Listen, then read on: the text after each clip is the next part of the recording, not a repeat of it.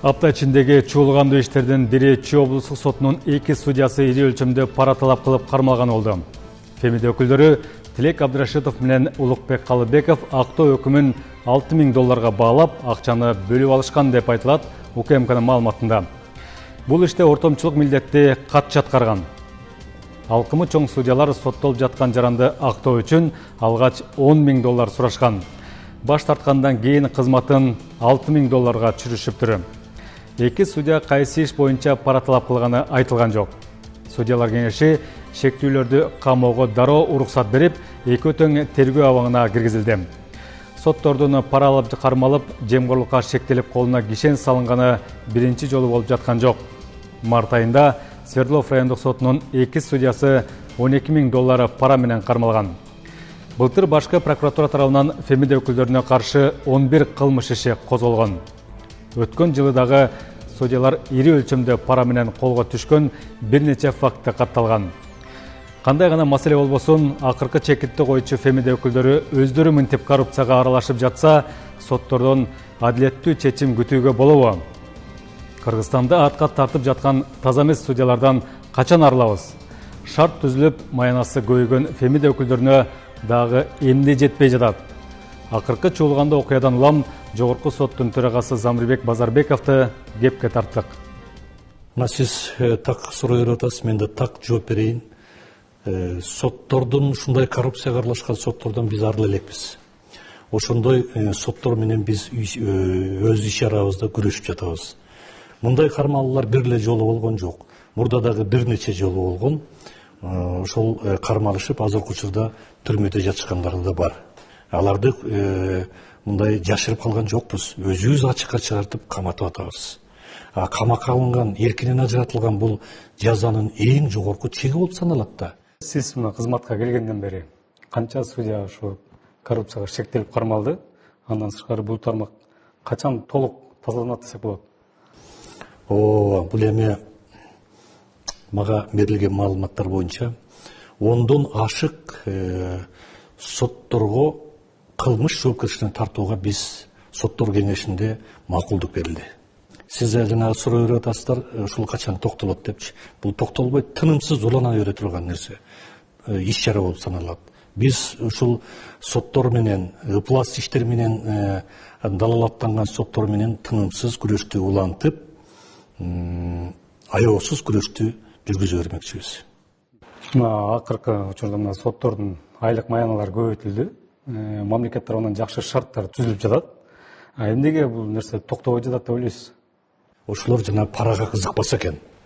Көз карандысыз болуп, ошол адилеттүү чечим кабыл алышса экен деген максатта алардын эмгек акылары көбөйгөн. Муну мен дагы бир кошумчалап айтып кетейин дегеним, албетте бизде көпчүлүктө, коомубузда, элибизде айтылып жатат. Сингапур ушунчалык өнүгүптүр депчи. Ошол өнүккөн Сингапурда дагы биринчилерден болуп Ли Куан Ю ушул соттордун эмгек маяналарын көбөйтүүдөн баштаган. Ушуну эске алып койсо да, анан кээде биздин кээ бир интеллигенция же болбосо ушундай билимдүүлөр дагы туура эмес түшүнүктөрдү айтышат да. Булардыкын эмгек маянасын көбөйтпөй эле коюш керек депчи. Анда эмне ошо көбөйтпөй коюш керек деген кишилерден акча алып анан жашайбы? Маяна жөнүндө сөз кылып калдык. Эгер сыр болбосо, ошо судьялар канча алышат? Маянасы канча? Эми маянасы алардын жанагы эмгек стажына, тажрыйбасына. Эми ортосу эсебинен 85.000, 100.000 деп койсок болот. Азыр эми сиздин оюңуз боюнча сотторго канча айлык маяна коюлса, бул коррупция токтойт? Эми бул өтө ушундай ойлонто турган суроо экен. Сотторго мына мурдагы 20.000, 10.000 алып аткан сотторго жана айтпадымбы, 80.000, 100.000 тегерегинде ушундай айлык берилсе дагы жанагындай иштерге барып атышпайбы? Демек, бул канча айлык көтөрүлгөн сайын, эгерде өзүнүн абийири, ички сезими оңолбосо, бул соттор оңолбойт. Ошон үчүн биз күрөштү мындан ары да улантып беришибиз керек. Азыр мына сот реформасы жүрүп атат. Азыр кайсы этапка келди? Мына азыркы эле айтып аткан эмгек маянасын көбөйтүп аткан бул сот реформасынын бир кадамы. Дагы бир жолу кайталайын. Бул бир кадамы.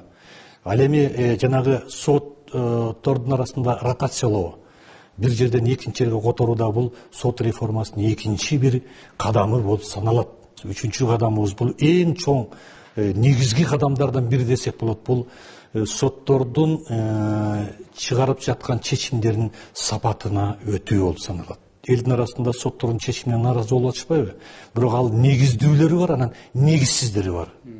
Мындай ачык айтканда, утулуп калган тарап сөзсүз соттун чечимин түшүнүп түшүнбөй эле туура эмес мыйзамсыз чыкты дейт.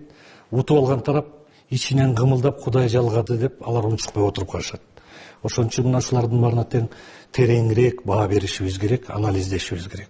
Санаа ириктештирүү кылымында жашап аткандан кийин биздин соттордун чечимдери, өкүмдөрү ачык болуш керек, элге түшүнүктүү болуш керек. Коомчулукта дагы соттордун чечимдерине баш ийгенди үйрөнүш керек. Анан баш ийбей эле атаңды, энеңди деп анан түкүрүп, же болбосо соттун залында сотторду да сөгүп, сөккөн аз келгенсип талкалап, түкүрүп, каргап, шилеп аткандын бул өзү мыйзамсыз кылмыш кылганга кете болуп саналат. Убакыт жетти. Соттордун Кыргыз Республикасынын атынан чыгарып аткан соттордун чечимине баш ийгенди үйрөнүш керек. Ошол жана биз кызыгып аткан батыш өлкөлөрүнө барып туруп, ошондой болуп талкалап, кыйкырып, өкүрүп, сөгүнүп көрсүнчү эмне болушар экен. Биздин Исхак Разаков айткандай, сен таза болсоң, мен таза болсом, коом да таза болот. Анан параны болсо кимдер берип атат? Ошо элибиз, карапайым элибиз көнүп калганда, соттор качан оңолот деп атпайбы? Соттор оңолот. Качан укук коргоо кызматкерлеринин сапаты дагы өзгөрүп, сапаттуу боло баштаганда оңолот. Сот реформасы жалаң сотторго тиешелүү эмес. Муну түшүнбөй атышат. Это судебно-правовая реформа. Соттук, укуктук реформа болуп саналат. Ошон үчүн бул мамлекеттик деңгээлде тегиз жүрүш керек. Мына ошондон оңолобуз.